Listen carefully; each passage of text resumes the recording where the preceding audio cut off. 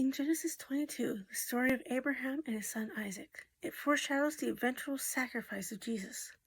Isaac was Abraham's only son at the time, and he loved him dearly, just as Jesus was God's only son, whom he also loved dearly. God told Abraham, "Go to the region of Moriah, sacrifice Isaac there as a burnt offering on the mountain that I will show you."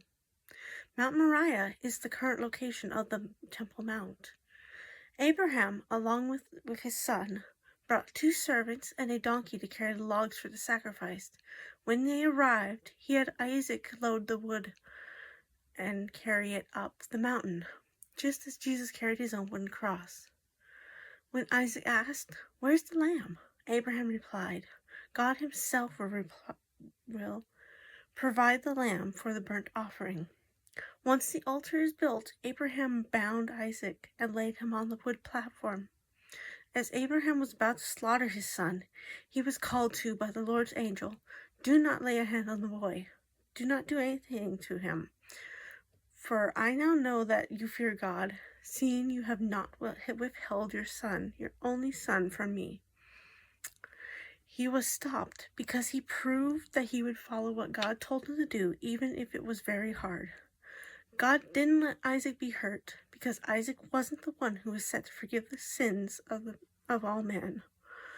Isaac was the foundation of God's covenant with all the world, the father of Israel, the family line of Jesus.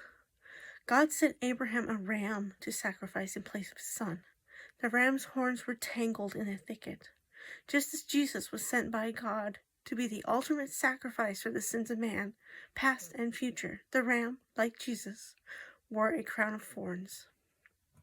In Jerusalem, sent to Temple Mount, the temple was built on the ground of Abraham's sacrifice. With Abraham's obedience to God, the land where the temple would be built about 840-ish years later was blessed. The sacrifice all those years ago blessed the land for the future Israelite generations.